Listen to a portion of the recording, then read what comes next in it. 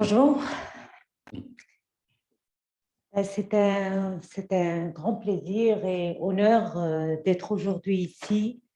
Et je voudrais d'abord commencer par remercier Si Mohamed Khalid Chouli, le président du forum, pour cette invitation. Bien sûr, remercier le professeur Raja, mon ami, pour qui j'ai beaucoup d'estime, beaucoup d'affection. Et je n'oublierai pas, bien sûr, de remercier ici Tahiri, qui a été mon principal interlocuteur, qui m'a mené jusqu'à Marrakech.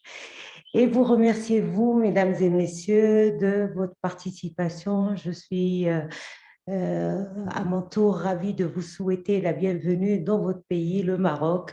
Je vois une très forte délégation sénégalaise. Je me suis faite soigner au Sénégal, hein. Bienvenue au Maroc, bienvenue dans votre pays. Aujourd'hui, nous abordons un thème, je dirais, très large. Nous parlons des défis mondiaux face aux réalités des changements climatiques et des enjeux de l'inaction mondiale. C'est un thème très large, c'est un thème, je dirais, c'est vrai, il y a beaucoup de techniques dedans, mais il y a aussi beaucoup de politique, beaucoup de géostratégie. Ça pourrait faire l'objet de plusieurs heures de conférences. Je vais essayer de m'en tenir à ma demi-heure et d'essayer de résumer au maximum ce que j'ai à vous dire au niveau du thème.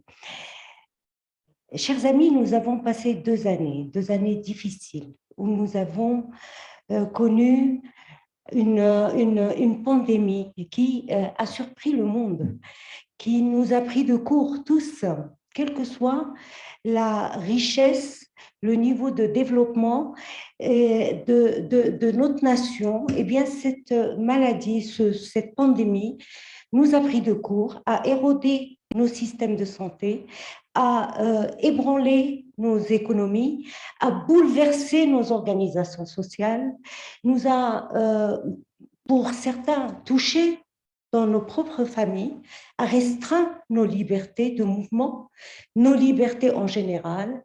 Et pendant 2 années, nous avons frôlé la faillite du système économique mondial parce que nous avons été surpris.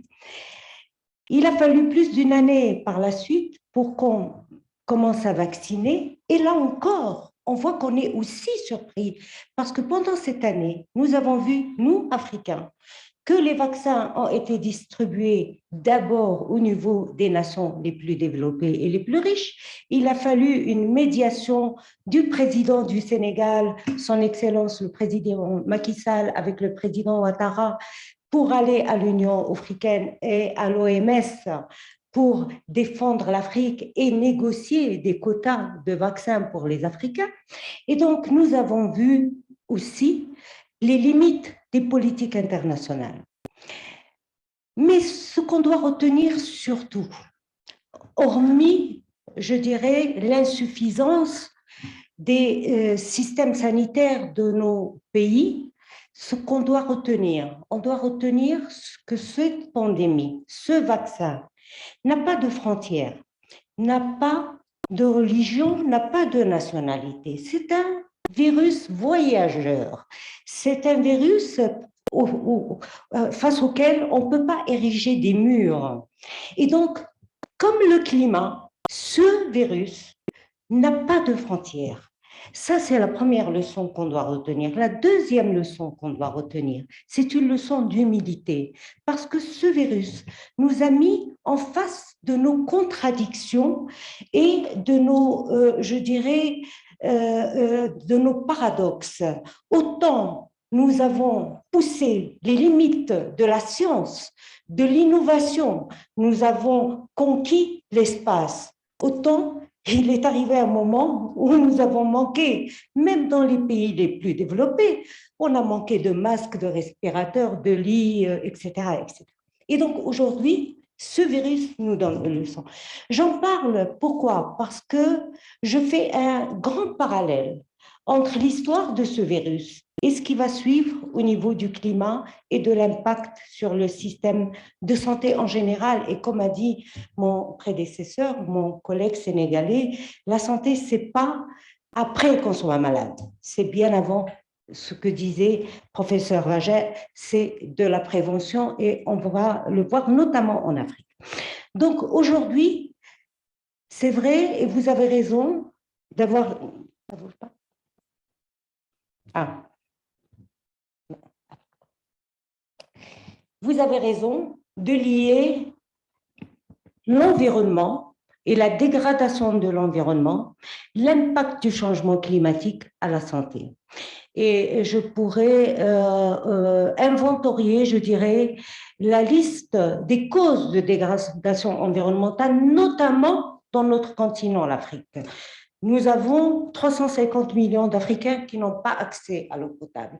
Nous avons 750 millions d'Africains qui n'ont pas accès à une énergie propre. Ça veut dire 800 000 morts par an à cause de maladies respiratoires. Nous avons 750 millions d'Africains qui n'ont pas accès à l'assainissement. Ça veut dire quoi? Ça veut dire tous les risques de maladies hydriques, de contamination de la nappe, avec tous les risques conséquents de maladies.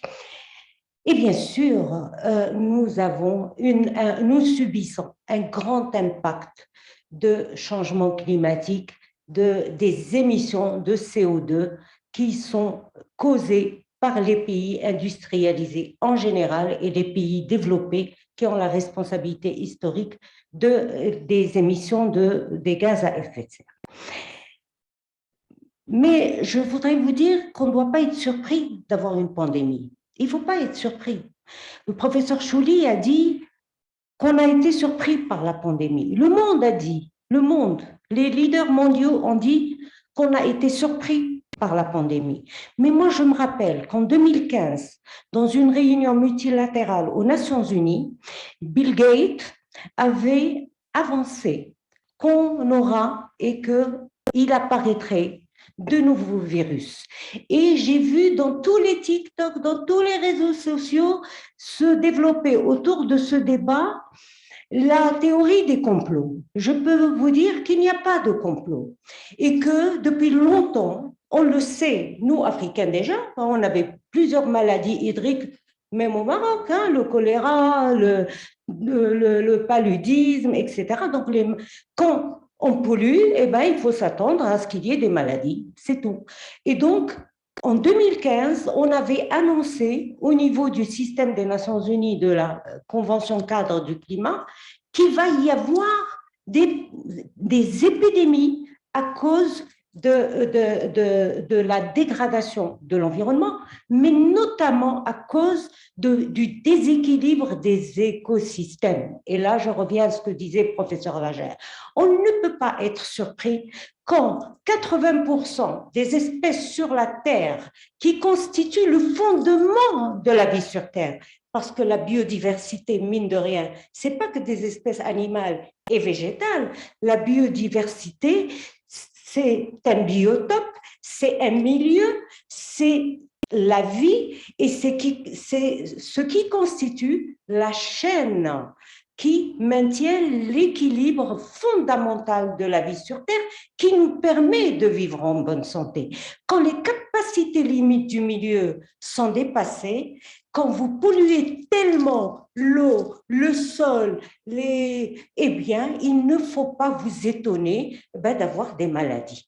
Et ce qui se passe avec la biodiversité, et le dernier rapport du GIEC, qui est le groupe intergouvernemental des experts du climat, qui est un groupe institutionnel et multilatéral, qui est composé de 200, je crois 75 scientifiques, le dernier rapport a montré que rien qu'avec les émissions de CO2, c'est 35% de la biodiversité qui est menacée sur Terre. Et qui dit menace de la biodiversité, eh bien, 10 maladies. Eh bien, le Covid-19, on a fait je dirais, des spéculations, que le virus s'est échappé du laboratoire, eh ben moi, en tant qu'écologiste, je vous dis, ça ne m'étonne pas que ça soit tout simplement le fait qu'on ait dégradé le biotope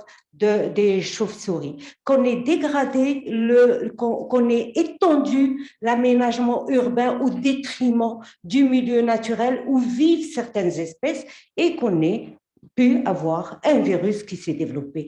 Moi, je dis, en tant qu'écologiste, cette pandémie a une origine environnementale et écologiste qui a été tournée en une crise économique, sanitaire et avec des conséquences économiques. C'est comme ça que je lis cette pandémie et je dis que tant qu'on continue à dégrader l'environnement, tant qu'on continue à tuer des espèces, tant qu'on continue à polluer les ressources en eau, à polluer les sols, à faire de la déforestation, tant qu'on continue cette machine de destruction, eh bien, cette pandémie ne sera pas la dernière. Retenez-le bien, parce que je vais vous parler de certaines pandémies qui risquent d'être créées à cause du climat tout de suite.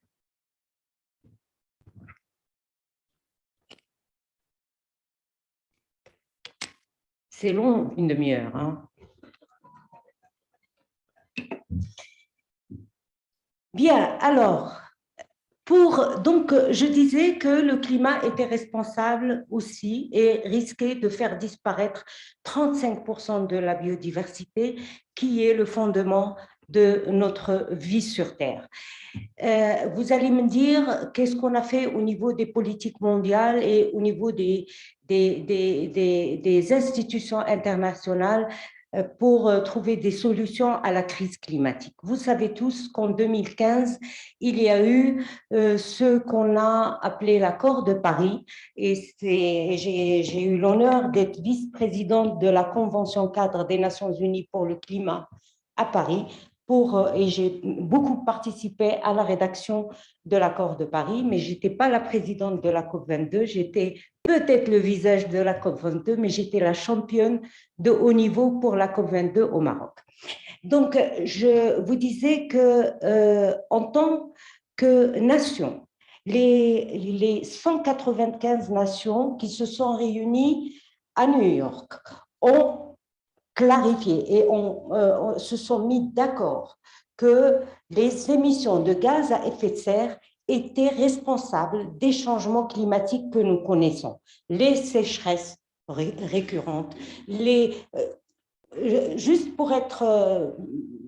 pour clarifier, les émissions de CO2 qui sont dégagées dans l'atmosphère restent dans l'atmosphère, dans une couche de l'atmosphère pendant 100 ans et on voit des rayonnements qui réchauffent la surface de la Terre. Donc, il y a une augmentation de la température.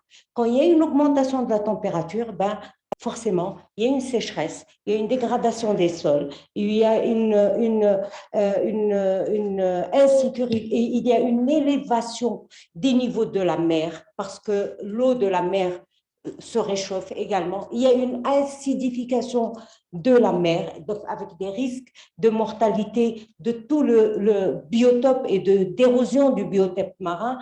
Il y a des risques, bien sûr, qui en résultent, qui sont un manque d'accès d'eau, à la ressource en eau, des territoires qui risquent de disparaître de la surface de la Terre, et une famine, une insécurité alimentaire, etc., etc.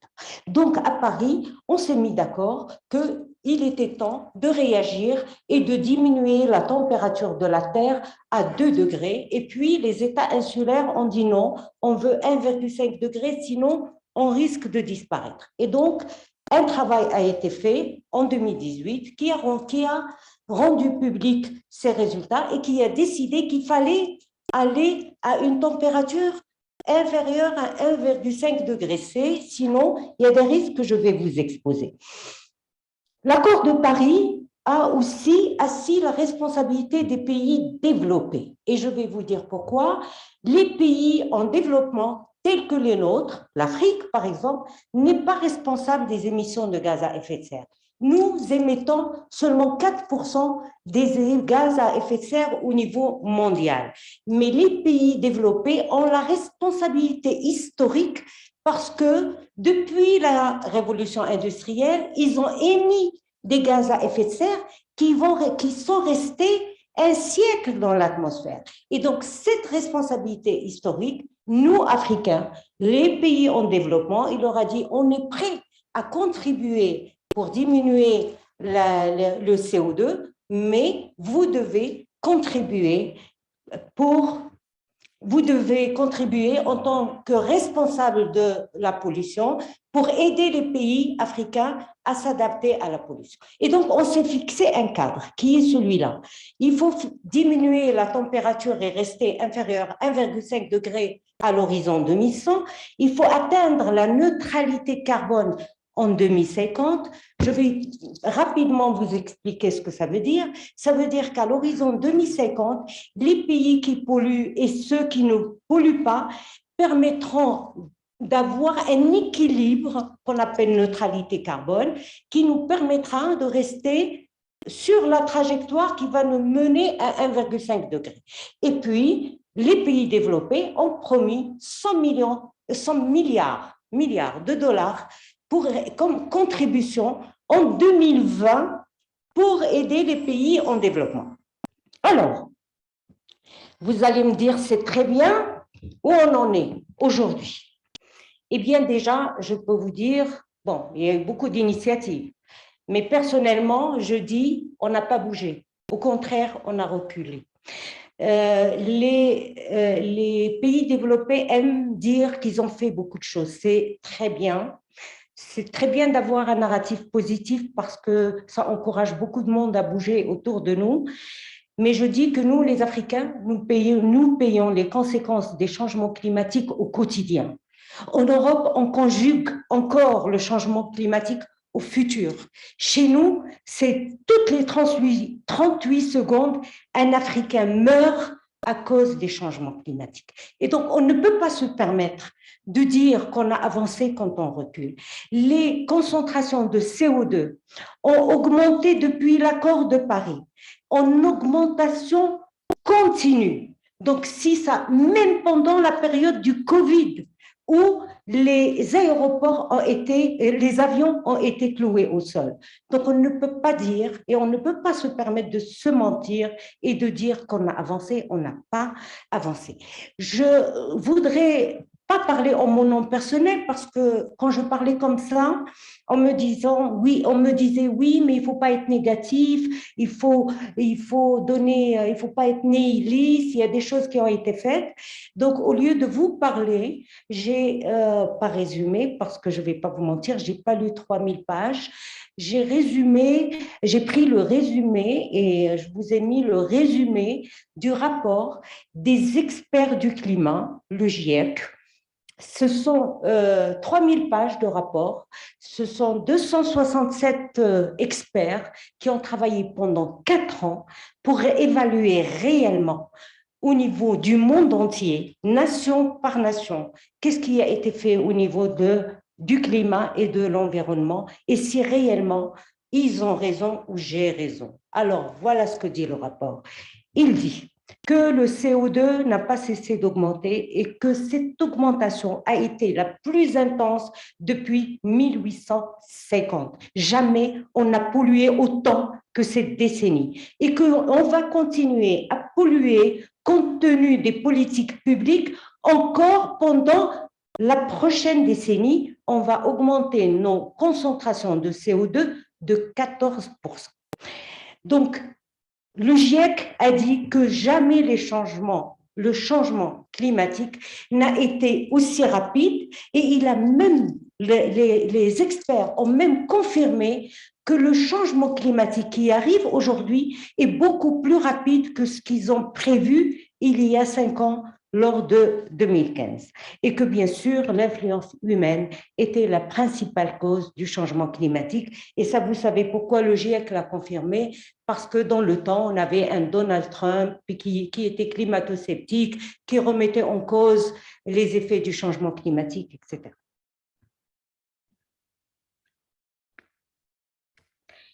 Donc, la concentration en CO2 est la plus élevée depuis au moins 2 millions d'années. Est-ce que vous pouvez imaginer ça?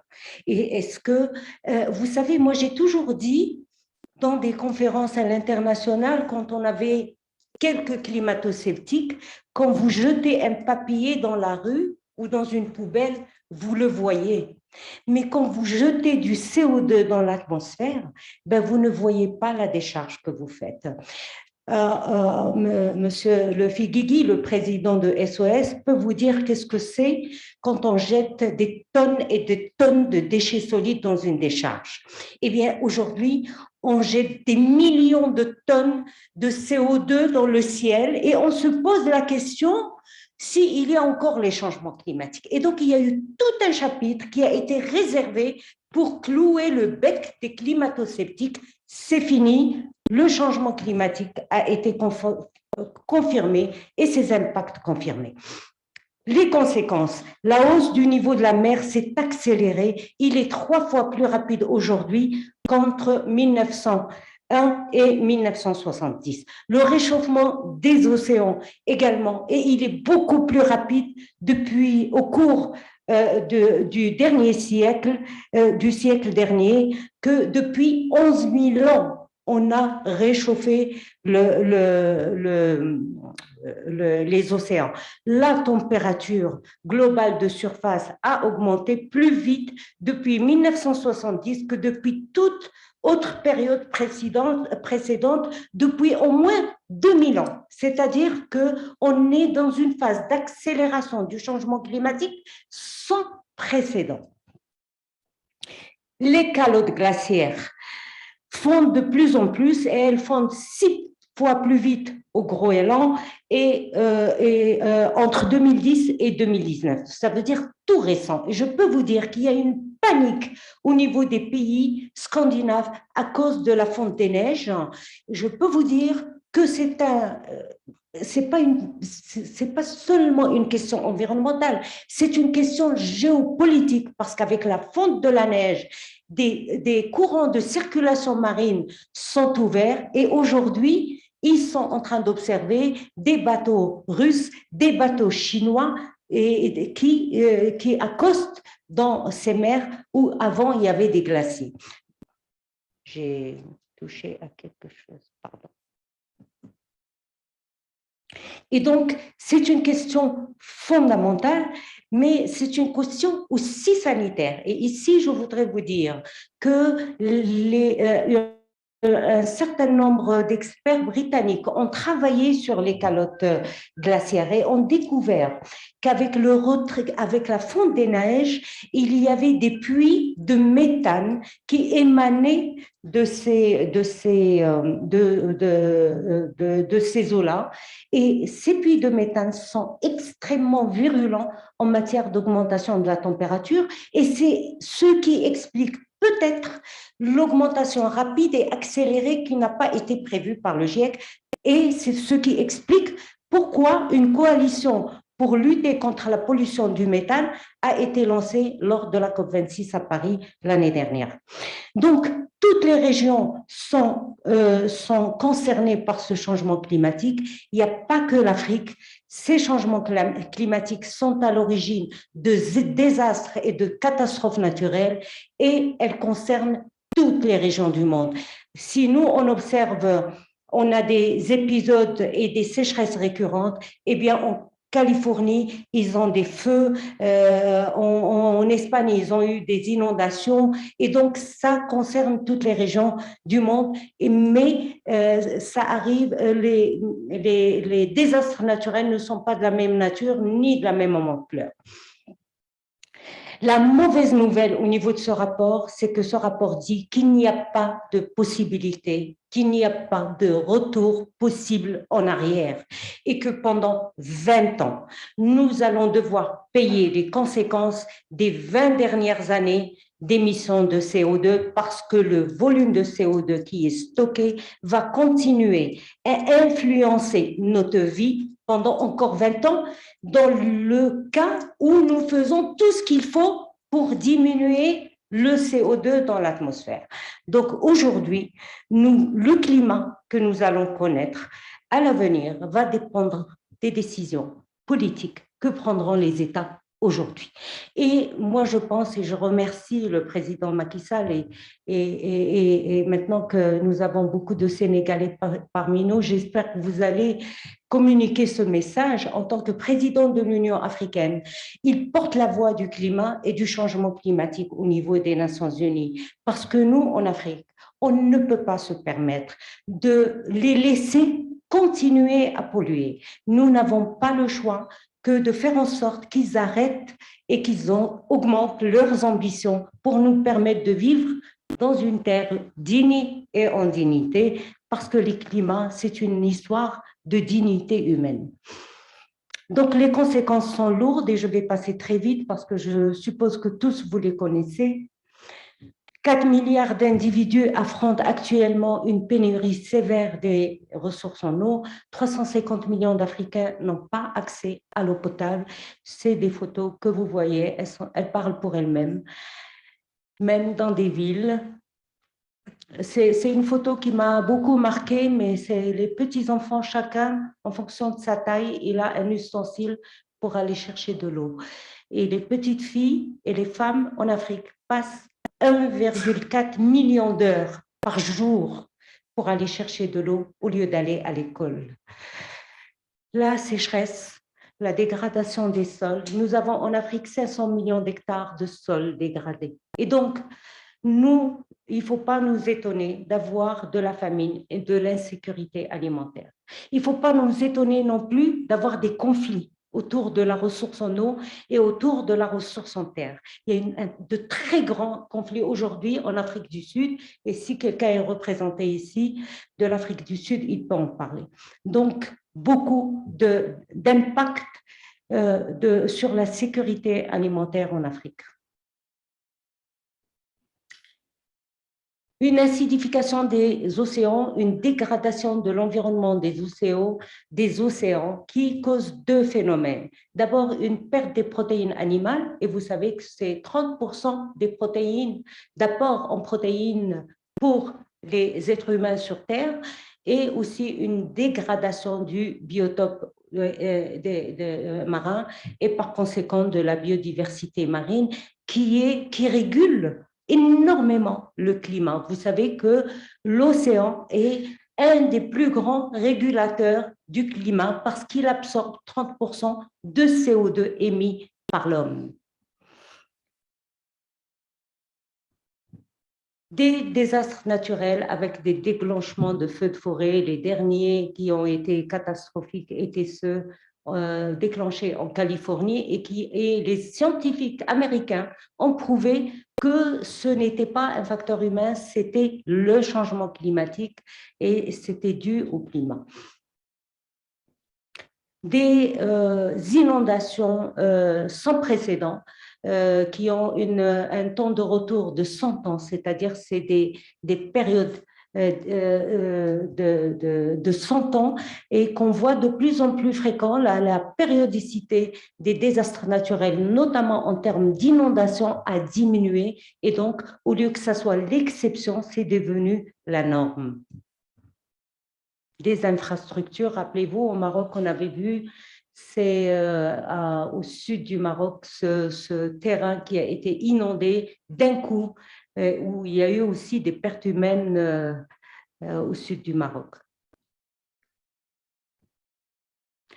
Une dégradation de l'infrastructure à cause des inondations. Et un des dangers les plus graves et sur lequel moi j'avais travaillé en tant que ministre, et j'avais beaucoup insisté, et je remercie les députés qui m'ont aidé à sortir une loi qui a dormi pendant des années au ministère, la loi sur le littoral, c'est la surélévation des niveaux de mer et les risques de petits tsunamis qui peuvent causer de nombreux dégâts. Et donc, le rapport du GIEC a montré que 75% des terres émergées auront des problèmes à l'horizon 2100 si nous ne faisons rien et si nous n'agissons pas maintenant pour diminuer les concentrations en CO2. Et comme je disais il y a quelques jours, il y a 3,2 milliards de personnes qui vont être privées de leur logement, qui vont devoir être relogées parce qu'il y aurait une augmentation du niveau de mer et qui va déborder sur les territoires. Les États insulaires, les petits États insulaires risquent de disparaître. Donc, à 3 degrés C, et c'est la trajectoire sur laquelle nous sommes aujourd'hui. Aujourd'hui, nous sommes dans cette trajectoire, 3 degrés C. Dans cette trajectoire-là, eh bien, le niveau des mers va augmenter de 60 centimètres. Et 60 centimètres veut dire beaucoup de kilomètres à l'intérieur des côtes et à l'intérieur des villes. Et ça veut dire qu'une dizaine de villes vont disparaître de la surface de la Terre. Et comme j'ai dit à Meknes, Marrakech n'y est pas, mais beaucoup de villes, de grandes villes, vont disparaître de la surface de la Terre et les États insulaires aussi, si nous restons sur une trajectoire de 3 degrés. Donc, les risques pour l'humanité sont, au-delà des risques sanitaires, sont des risques vitaux. C'est la vie. C'est soit la vie, soit la mort. Entre-temps, on est malade et en plus, on risque nos vies à cause du climat. Des dizaines de pays insulaires risquent de disparaître sous la mer d'ici 2050 et c'est le rapport du GIEC qui a été publié le 28 février de cette année. Donc, d'ici 2050, si rien n'est fait, ce n'est pas 5 millions de migrants que l'Europe va recevoir, c'est 250 millions d'Africains qui partiront en Europe en migration avec toutes les conséquences, aussi bien sur l'Europe, sur le multilatéralisme, sur le développement du nationalisme qu'on a vu augmenter ces derniers temps en Europe et sur les démocraties. Donc, 250 millions de migrants vont aller à l'Europe si les pays développés et les pays pollueurs ne font pas d'efforts pour augmenter leurs ambitions et diminuer le CO2. Alors, vous allez me dire, qu'est-ce que ça coûte? Beaucoup.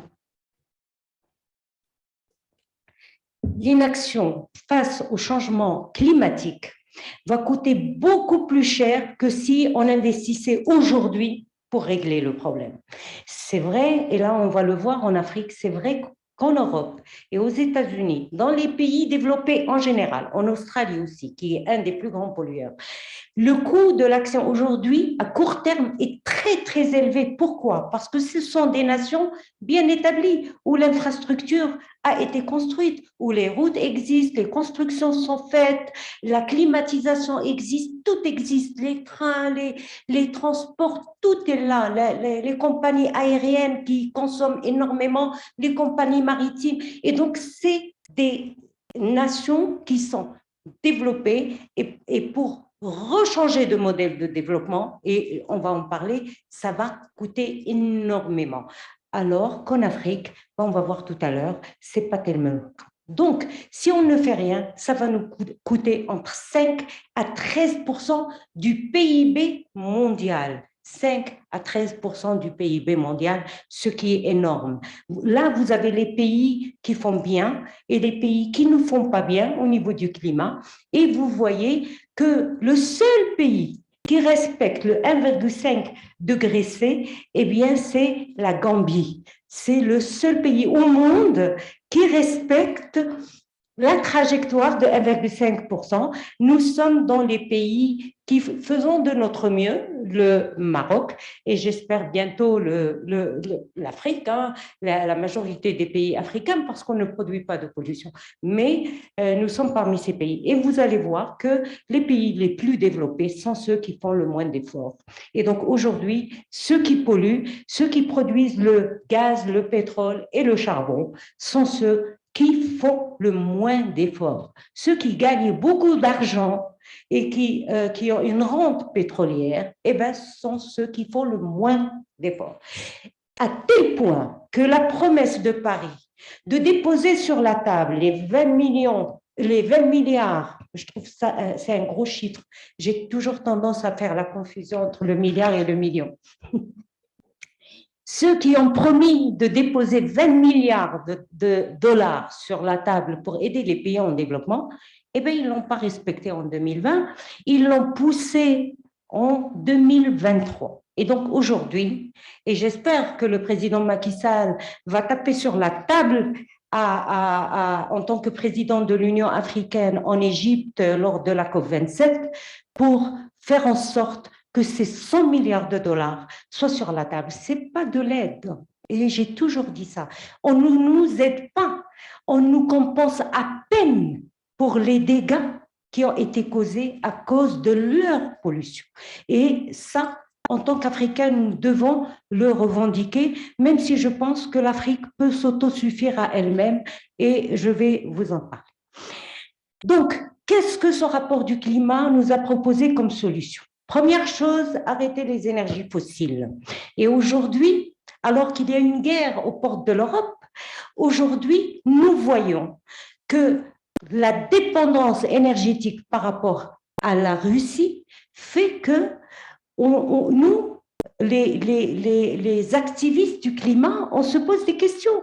On se dit, si l'Europe avait respecté l'accord de Paris, si l'Europe avait pensé, anticipé sur les politiques énergétiques pour mettre en œuvre des politiques énergétiques durables, aujourd'hui, elle ne serait pas dans la dépendance énergétique. Parce que le rapport du GIEC demande à ce que le charbon soit arrêté, le pétrole soit arrêté et le gaz soit arrêté. Mais aujourd'hui, au niveau de l'Union européenne, on parle de gaz vert et de gaz bleu. Donc, ça veut dire qu'on va continuer dans la transition énergétique à utiliser le gaz. On parle de séquestrer le méthane qui est produit au niveau des installations pétrolières et des installations de production de gaz pour diminuer l'effet de leur pollution.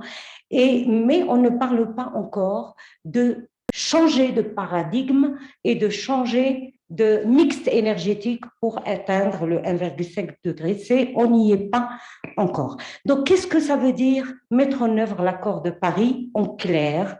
Très simple pour nous, c'est changer de mode de consommation, ne plus consommer de la même manière, c'est changer de mode de production, ne plus produire de la même manière, ne plus industrialiser de la même manière, ne plus construire de la même manière, parce que construire, c'est 20% des émissions de gaz à effet de serre. Circuler, le transport, c'est 20% de gaz à effet de serre. Je vous donne des ordres de grandeur. Et donc, aujourd'hui, si on veut changer de paradigme, eh bien, il faut changer de civilisation. C'est de ça. Et c'est pour ça que c'est difficile de le faire en Europe. Mais nous pouvons le faire en Afrique, et je vais vous dire pourquoi. Le rapport du GIEC nous recommande le télétravail, il nous recommande de manger moins de viande, donc une alimentation moins carnée, il nous recommande de faire moins de gaspillage alimentaire. Je peux vous dire que 40% de la production alimentaire dans les pays développés va dans la poubelle et 75% de la production agricole dans nos pays africains va dans la poubelle à cause des chaînes de refroidissement. Donc aujourd'hui, il y a une très grosse déperdition de la matière organique qui, elle, est à l'origine de la fabrication et de méthane, qui est aussi un gaz à effet de serre.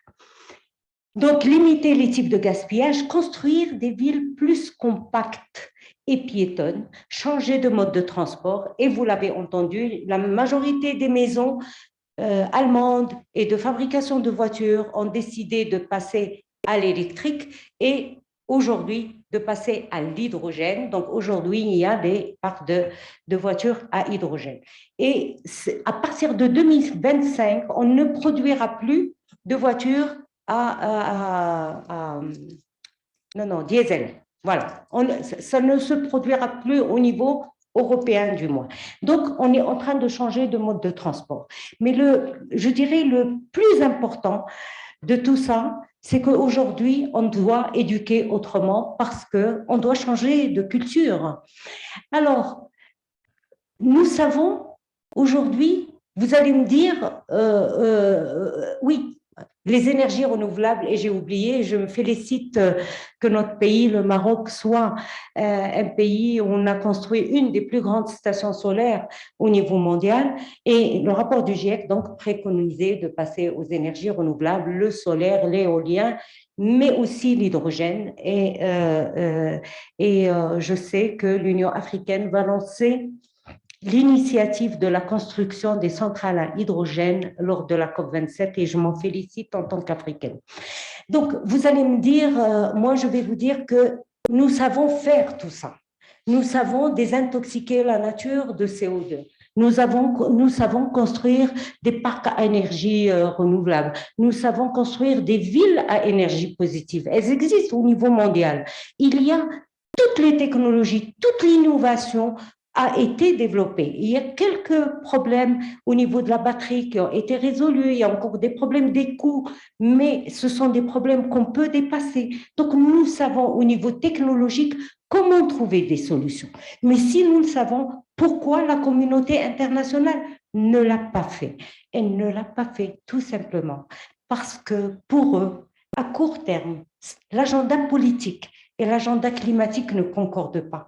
Parce qu'un agenda politique, vous avez vu quand Macron a voulu mettre la taxe carbone, il a eu une révolte sociale des gilets jaunes. Eh bien, aucun leader ne veut avoir un problème social à cause d'une régulation concernant le climat. Donc, les agendas politiques et de l'environnement ne concordent pas et ça coûte beaucoup plus cher à l'État à court terme de résoudre le problème du climat et des changements climatiques. Et c'est pour ça qu'ils ont pris des horizons lointains. Au début, on parlait de 2020, après on a parlé de 2030, maintenant on va à 2050 et de plus en plus. Donc, on s'est fixé lors de l'accord de Paris l'horizon 2050 et donc il va falloir que l'Europe rattrape le retard et diminuer 45% de ses émissions d'ici 2030.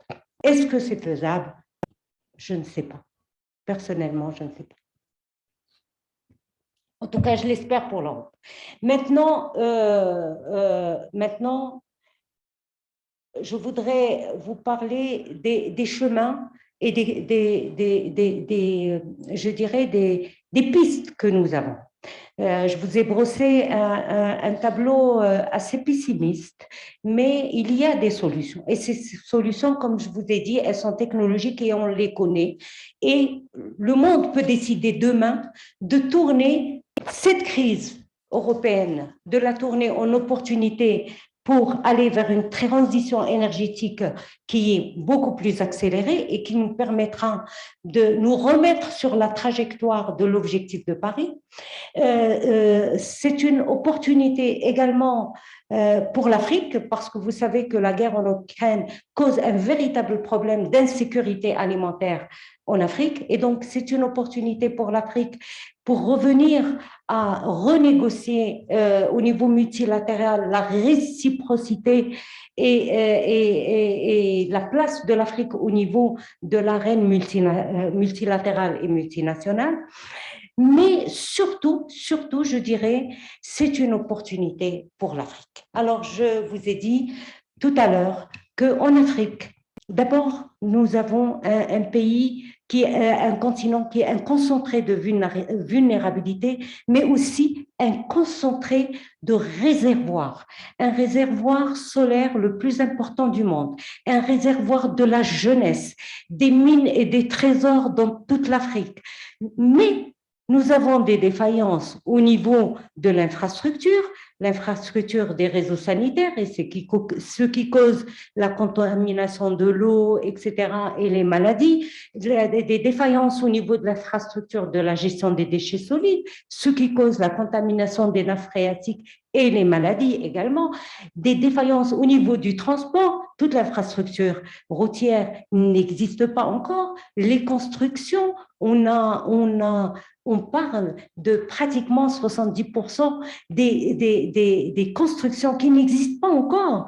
Et ce retard-là peut être utilisé par l'Afrique, peut être utilisé par l'innovation africaine. L'Afrique, demain, peut devenir le creuset de la civilisation décarbonée. Parce que là, décarboner l'infrastructure, décarboner l'énergie, aujourd'hui, est très compétitif avec les méthodes conventionnelles.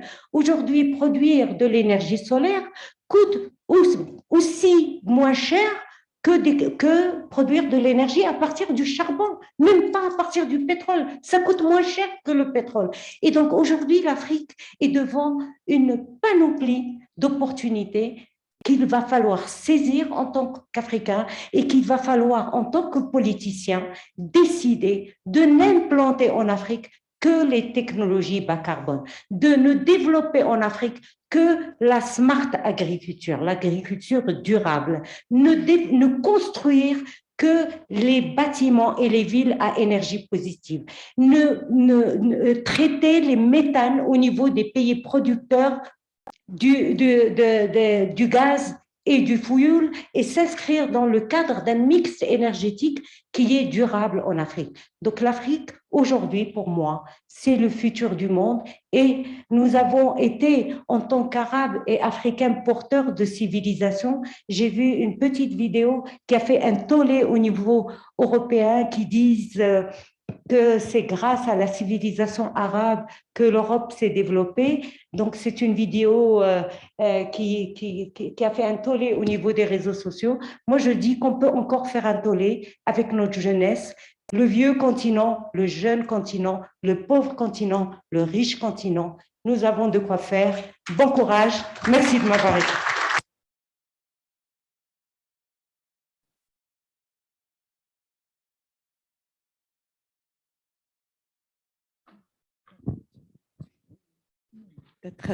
Merci, merci, merci pour cette bel échange, pour cette belle conférence. Et je pense qu'on va donner la parole à la salle. S'il y a quelques remets. Merci beaucoup, Madame la Ministre. J'ai été très touché par la passion que vous avez suscitée dans la présentation de votre exposé, parce que effectivement, en tant que jeunes, nous nous sentons vraiment très concernés par tous les problèmes en rapport avec les changements climatiques. Alors, comprenez que en ce moment, il y a un son de cloche plein d'émotions qui carillonnent dans mon cœur, parce que je suis le docteur Touassal, neurochirurgien. J'ai fait ma formation ici à Marrakech et je suis membre fondateur de l'ONG IENA. Et le professeur Chouli nous a chaleureusement accueillis ici dans une logique, je dirais, pratiquement paternelle. Et donc, c'est avec lui que nous avons eu cette opportunité ici, pendant des nuits d'hiver, à élaborer effectivement ce projet sur la création de IENA et l'organisation de ce forum. Alors, IENA, bien évidemment, une fois de plus, c'est avec beaucoup d'émotion que je prononce ça parce que c'est moi qui ai eu l'opportunité de donner le nom de IENA, parce que IENA, ça vient d'un dialecte du Congo-Brazzaville qui veut dire partir, avancer, se mouvoir, s'envoler vers des horizons nouveaux. Donc, je pense que ce forum-là doit s'intégrer dans cette logique-là pour essayer à la fin d'avoir des décisions assez concrètes. Et dans la mesure où Yenda porte un nom qui vient du Congo-Brazzaville, elle ne pouvait pas se permettre de ne pas aborder des questions d'ordre environnemental. Pourquoi? Parce que le Congo-Brazzaville, vous savez, c'est l'Afrique centrale, c'est le deuxième poumon écologique du monde après l'Amazonie.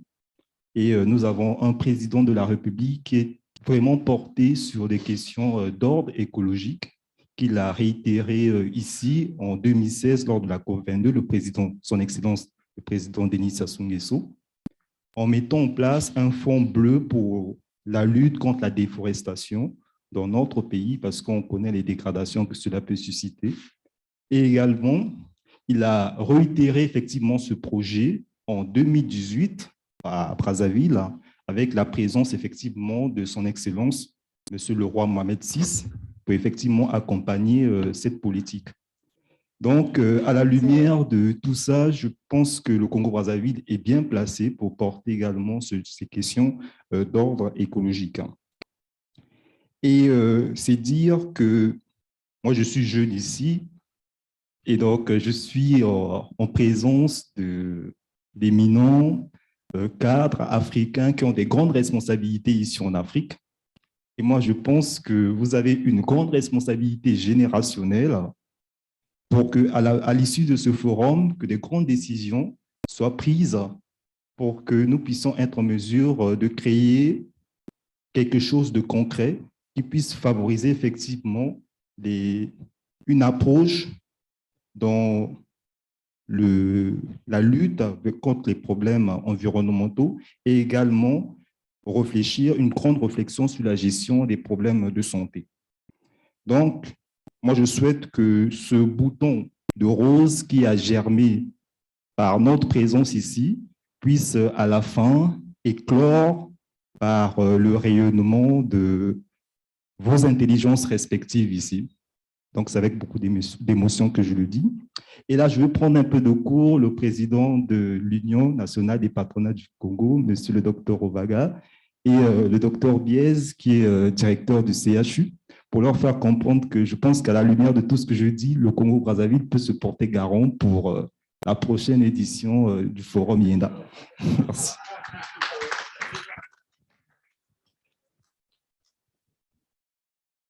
Merci pour la jeunesse et la parole de la jeunesse, mais je rappellerai qu'on est tous jeunes, parce que grâce à l'énergie que nous a donnée Madame la ministre, on est tous prêts à se mobiliser pour cette bataille de la vie. Madame la ministre, si vous voulez vous asseoir pour économiser énergie, il y avait peut-être quelqu'un avant vous, et après je vous donne la parole.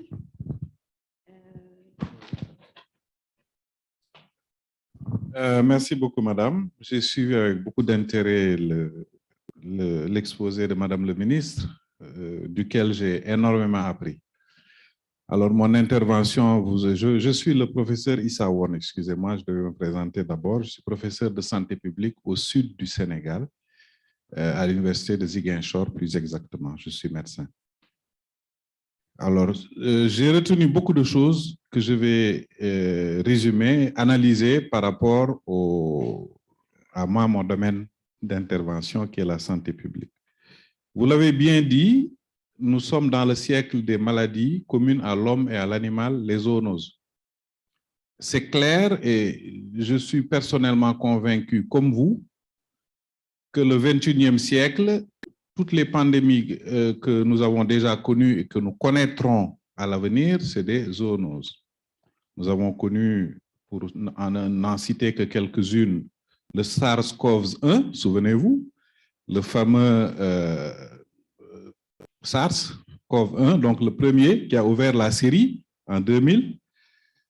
Ensuite, beaucoup de zoonoses, dont la grippe aviaire, Ebola, le virus Middle East Respiratory Syndrome, et maintenant, aujourd'hui, la variole du singe. Nous autres qui avons été formés dans les années 90, nous n'avons jamais connu de variole. On nous disait que la variole a disparu. C'est vrai que c'est autre chose, c'est la variole du singe qui en réalité n'a jamais disparu.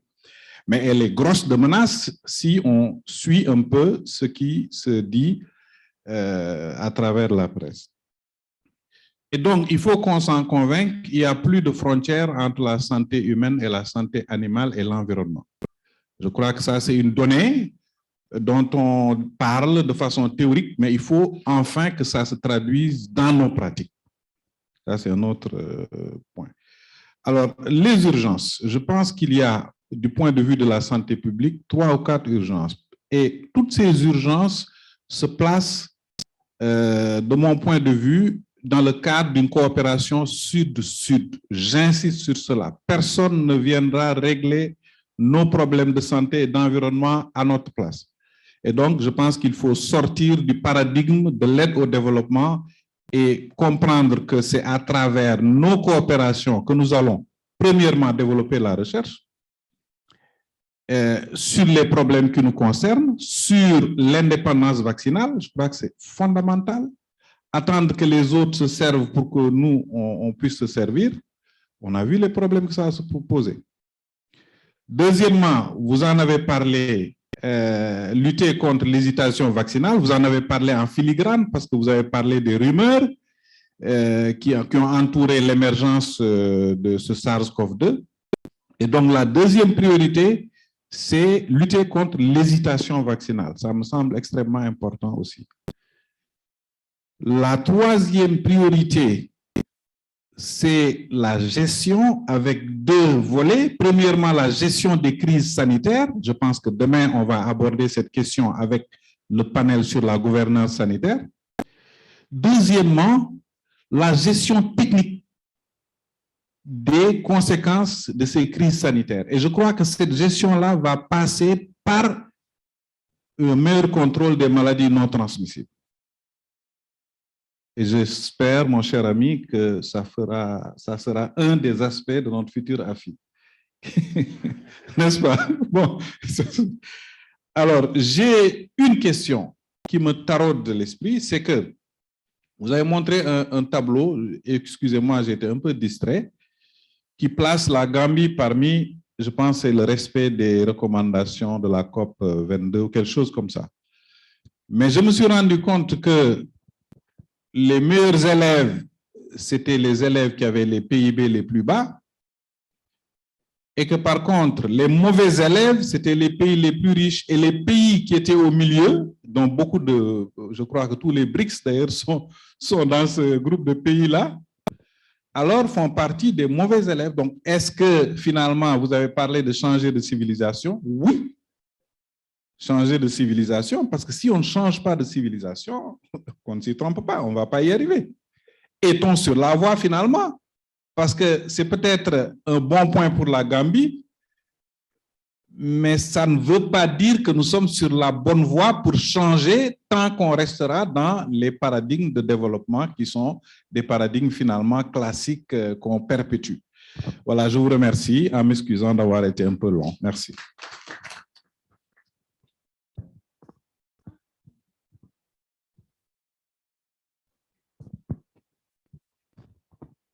Très rapide, une intervention très rapide. Bonjour, Anna Johare, je suis biochimiste de formation et donc expert en biotechnologie, donc je ne vais pas vous poser des questions sur la biotechnologie, mais plus, j'ai été très intéressé par votre présentation, merci.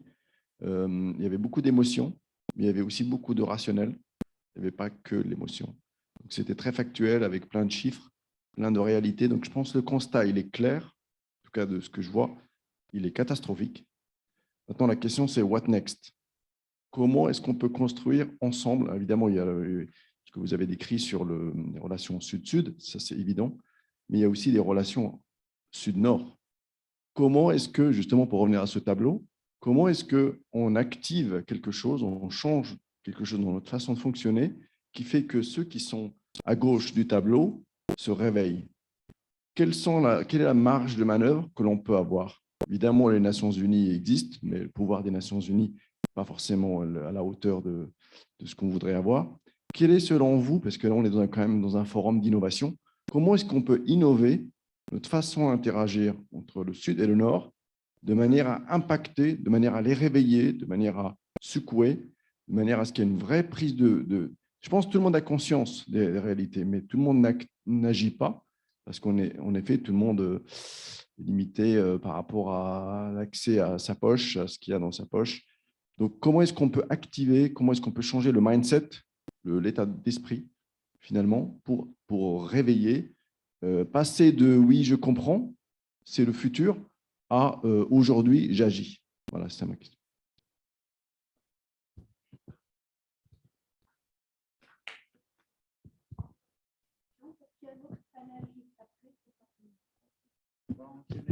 Alors, on ne peut pas ne pas... Monsieur et monsieur. Merci beaucoup. Je voudrais tout d'abord féliciter Madame l'oratrice, Madame Hakima Haïté. J'avoue sincèrement que j'ai beaucoup appris avec votre présentation. Je suivais de loin les déclarations de COP21, COP22, mais c'est la première fois vraiment que j'assiste à une conférence centrée sur cette thématique et j'en suis vraiment sorti très, très satisfait.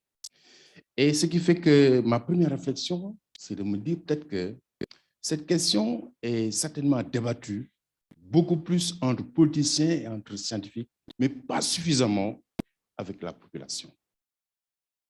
Et je pense que c'est un gap qu'il faudrait réellement lever si on veut régler le problème donc des conséquences liées au changement climatique, puisque le développement doit se faire autour de l'être humain. Et ce n'est pas aux scientifiques seulement d'être en conclave et de parler. Ça nécessite un changement de comportement de tout un chacun. Et pour cela, il faut qu'il y ait une communication qui soit faite à tous les niveaux et aussi une communication adaptée en fonction des cibles. Et donc, de telles instances devraient être multipliées, n'est-ce pas, avec les organisations de la société civile, n'est-ce pas, jusqu'au niveau des communautés les plus reculées et avec un langage simple et accessible. Puisque c'est à partir de là-bas qu'on pourra impulser le changement de comportement pour arriver à inverser cette tendance.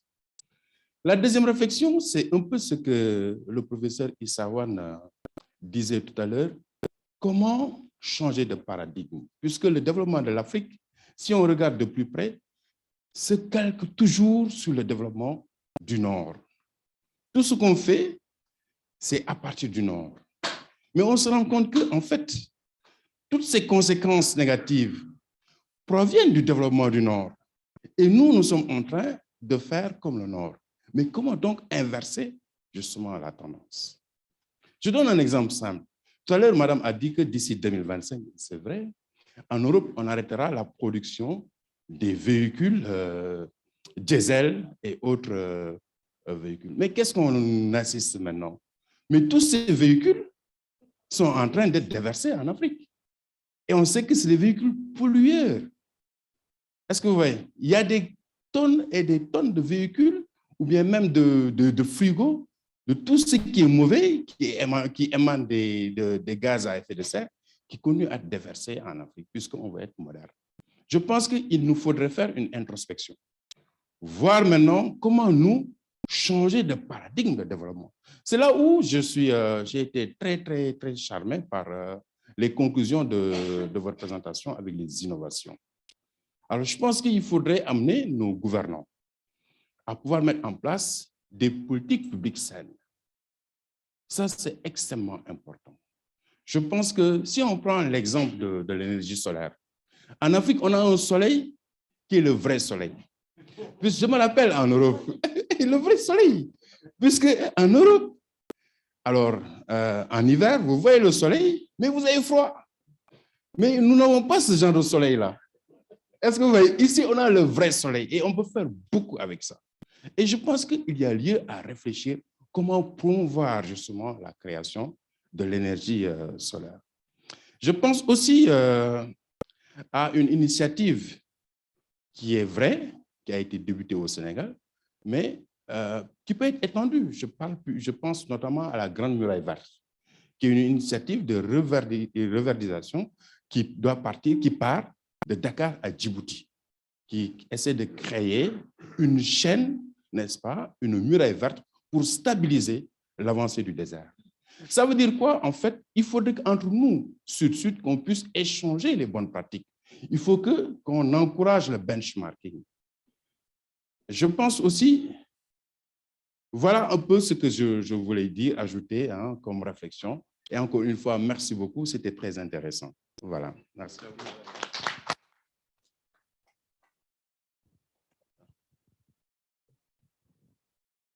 Merci, Madame la Ministre.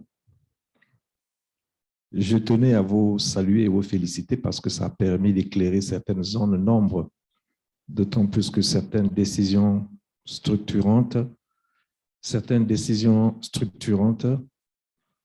sont souvent prises au niveau du leadership d'en haut sans tenir compte de la base.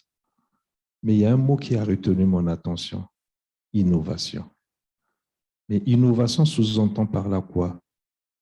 Mutualiser les atouts. Mais s'il faut mutualiser les atouts, c'est pourquoi? Arriver à changer. Mais comment pouvez-vous faire de telle sorte que cette action créatrice de la base soit le rôle déterminant de l'élite des cadres, des décideurs d'en haut? Mais ça passe par quoi? par un vocabulaire approprié. Ça ne marche pas. Pourquoi? Parce que les gens sont retrouvés à Glaçon et à Paris, mais l'impression que ça a donné, ce n'était pas des nations ou des continents partenaires, mais des nations et des continents concurrentes. Il n'y a pas eu de suivi. Mais pourquoi? Si l'on veut changer les choses, commençons d'abord par changer le vocabulaire, nous approprier notre vocabulaire, le nôtre. Et il y a un vocabulaire dangereux qui est en train de passer, on parle de transition énergétique, tout en sachant que l'Afrique ne pollue qu'à 3-4%, l'Asie à 15%, l'Europe à 30%. Et l'une des décisions prises est de baisser de 2 à 3 points, ce qui veut dire par là que les autres peuvent baisser à 2-3 points, mais ils ne vont jamais freiner leur industrialisation. L'Afrique, en baissant à 3 points, freinera son industrialisation. Nous mettrons toujours en position de consommateur, se dire que non, nous avons l'obligation, d'après ce langage de transition énergétique, d'enrichir les pauvres des autres au détriment de nos populations. Est-ce ça, l'éthique et l'équité? Mais nous pouvons aussi avoir un langage qui est le nôtre. Ce langage-là semble être étouffé. À la transition énergétique, je parlerai de mix énergétique. En utilisant le mot mix énergétique, on te retrouve au même niveau, c'est un langage que nous comprenons. Pourquoi? Pour nous industrialiser, on a besoin de l'énergie. Nos énergies ne sont pas polluantes. Nous avons l'hydroélectrique, vous l'avez dit. Nous avons l'éolienne, vous l'avez dit. Nous avons le solaire, vous l'avez dit. Et nous avons le biogaz. Transformer les déchets qui sont les nôtres, qui ne sont pas polluants, et non les déchets des autres. Il y a encore une troisième énergie qui arrive, qui nous met au même niveau que les autres. La technologie, aujourd'hui, elle est universelle. Nous disposons des ingénieurs et des génies. Des ingénieurs qui ne sont pas des attributs de souveraineté, mais qui sont ce qu'on appelle des véritables incubateurs et des capacity building de demain. Nous avons l'énergie galactique. Alors, lorsque nous allons commencer à nous approprier notre vocabulaire, qu'on appelle mixte énergie, nous sommes sûrs, effectivement, que nous pourrons discuter sur les mêmes bases. Je voulais effectivement se dire que oui, d'une manière insinueuse, si nous n'avons pas le vocabulaire qui est le nôtre, nous serons remis dans des conditions de véritable continent consommateur. Mais l'action créatrice de masse n'est que le rôle déterminant de l'élite que nous sommes. Ça veut dire par là quoi? Aujourd'hui, nos pères africains ont pris une décision très importante en mettant en place la zone de libre-échange continentale africaine, la ZLECAf. Elle a quoi comme fondement? Passer de la bourgeoisie comprador à la bourgeoisie industrielle. Consommer ce que nous produisons et enrichir, ne pas avoir honte de dire d'être riche, mais on doit être riche pour enrichir les nôtres. Voilà cet argument que je voulais dire, effectivement, pour nous permettre de nous asseoir sur la même table que les autres. Ne pas être en position de supplination. Nous devons apprendre à nous réapproprier le vocabulaire qui est le nôtre. C'est ce vocabulaire que nous prenons des autres, comme a su le dire le précédent interlocuteur. Ils nous ont parlé de pays nouvellement industrialisés, pays sous-développés, pays. Et maintenant, le langage, c'est pays en voie de développement. Mais par rapport à quoi? Voilà le résumé de ce que je voulais dire et saluer effectivement cette initiative qui nous a permis d'éclairer. Nous allons vers une prochaine COP, mais nous aurons souhaité qu'à la limite, que nous allons avec le vocabulaire qui est le nôtre. J'ai essayé de dire et j'ai dit, je vous remercie.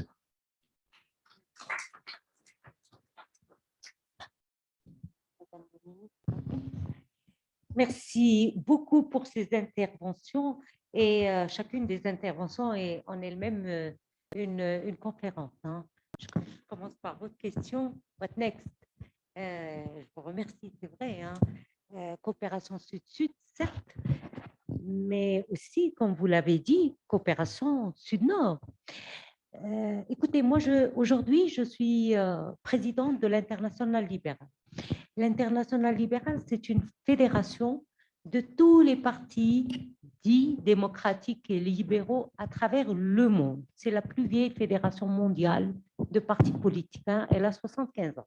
Je crois qu'elle est plus âgée que la majorité d'entre nous. Et cette fédération-là, elle a deux objectifs. C'est asseoir un ordre mondial basé sur la liberté individuelle et le multilatéralisme équitable et réciproque. D'accord? Parce que quand vous parlez de coopération sud-nord, sur quelle base cette coopération sud-nord? Regardez ce qui s'est passé avec la pandémie. Hein? Au début de la pandémie, on n'a pas eu droit ni au vaccin, ni à la solidarité, ni à la coopération internationale, ni à quoi que ce soit. Et on a eu qui? On a eu les Chinois qui nous ont donné des vaccins et des masques. Les Russes nous ont donné des vaccins, mais pas l'Europe. Hein. Au début, il n'y avait pas. Hein. Il a fallu aller négocier, etc. Donc, on a montré les limites de la coopération internationale. Au niveau du climat, non, au niveau de la guerre en Ukraine, l'Europe et l'Occident ont mis en place des sanctions. D'accord? Ces sanctions sont sélectives. Ils continuent à acheter le gaz, mais nous, les Africains, on ne peut plus acheter les fertilisants. On a arrêté les fertilisants. Donc, famine en Afrique et insécurité alimentaire.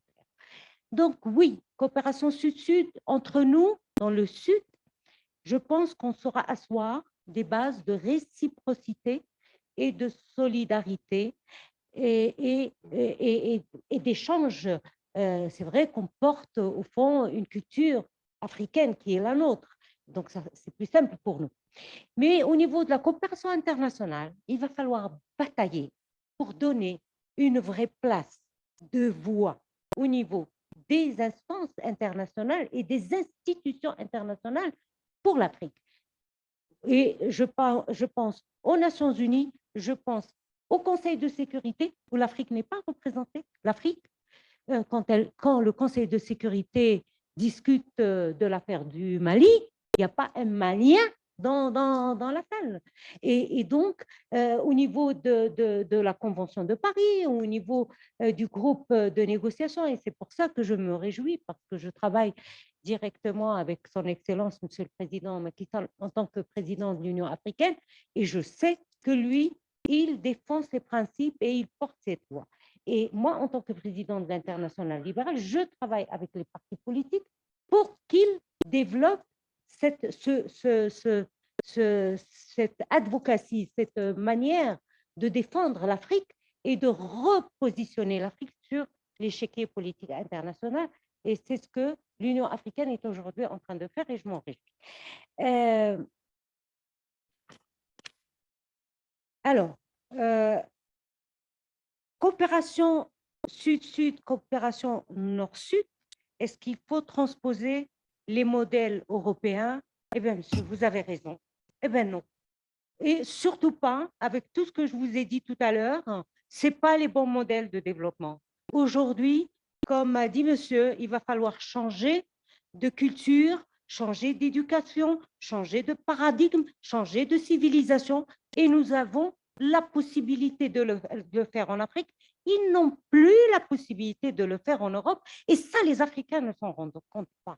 Il faudrait qu'on s'en rende compte qu'on peut le faire, nous, Africains, et que nous n'avons pas besoin de transposer des modèles qui ne sont pas les nôtres, que l'Afrique se développe pour les Africains et pour le monde.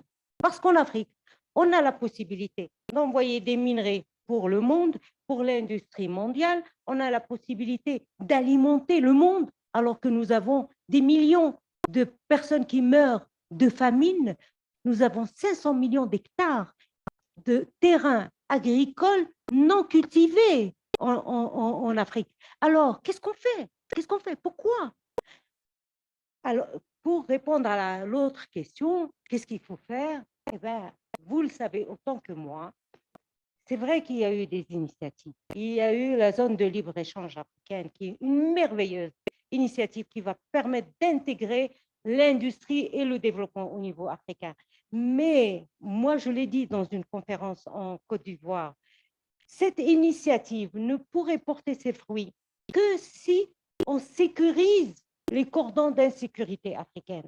Et pour ça, nous avons besoin pas de l'aide des pays européens. Ils sont dans l'obligation de participer parce qu'ils ont été à l'origine de nombreux conflits qui se sont infiltrés au niveau des corridors d'insécurité.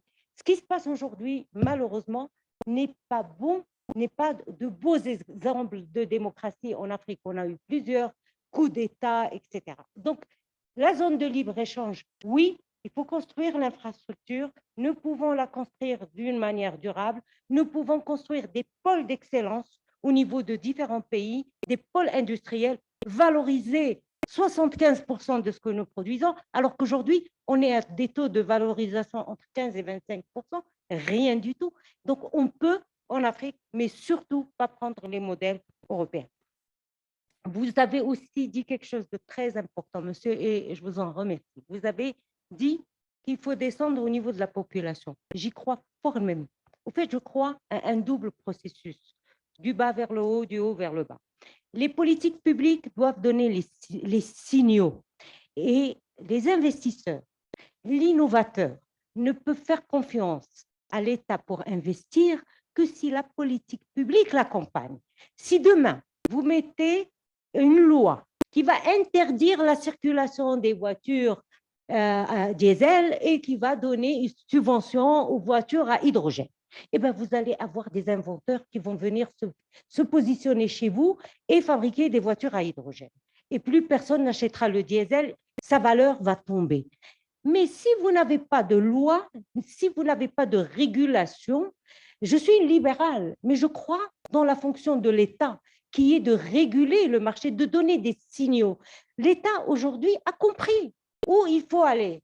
Les Africains doivent comprendre où il faut aller. Eh bien, les politiques doivent suivre. D'abord, le climat et l'environnement doivent devenir un agenda citoyen. Et là, vous avez raison. Vous savez, en 1995, même en Europe, vous sortez à Paris, dans les meilleurs des boulevards parisiens, vous demandez qu'est-ce qui se passe à Paris, ils vous disent on ne sait pas. Personne ne savait. En 2015, vous demandez aux Parisiens qu'est-ce qui se passe à Paris, ils ne savaient pas. Donc aujourd'hui, de plus en plus, il y a une dualité au niveau de... Non, c'est pas bon. Une dualité au niveau des COP. La société civile est impliquée, les business est impliqué, les territoires sont impliqués, mais il va falloir mettre en œuvre. Donc, il faut vraiment en faire un agenda citoyen et c'est pour ça que votre réponse, monsieur, je reviens vers vous, la plus simple pour résumer tout ce que j'ai dit, c'est l'éducation. Next step, il faut qu'on éduque et nous avons une grosse faille au niveau africain. Aussi, il faut le reconnaître. Il faut produire de l'éducation, il faut produire de l'innovation en Afrique pour les Africains et les Africains. Voilà, je crois que, ah oui, la Grande Muraille Verte, j'y travaille personnellement. C'est une très, très grande initiative qui n'a pas beaucoup avancé, monsieur, pour la simple raison qu'elle a compté sur les financements des pays étrangers. Et quand les pays étrangers ont bien voulu financer la Muraille Verte, ils ont été à Bonn pour créer une organisation à Bonn pour contrôler les finances, alors que nous avons en Mauritanie, nous avons l'organisation de la Muraille Verte, elle est basée en Mauritanie. Donc aujourd'hui, il est temps que les Africains, citoyens, financent leur propre Muraille Verte. Moi, c'est ce que j'ai dit récemment aux Africains. Il faudrait, et on a des Africains archi-milliardaires qui peuvent participer. Vous savez, j'ai vu des Africains, des présidents de multinationales donner des fonds à la fondation Melinda and Gates aux États-Unis, alors qu'ils viennent donner des fonds à la Muraille Verte. Et il faut que nos leaders sollicitent les Africains pour financer l'Afrique. Voilà, merci.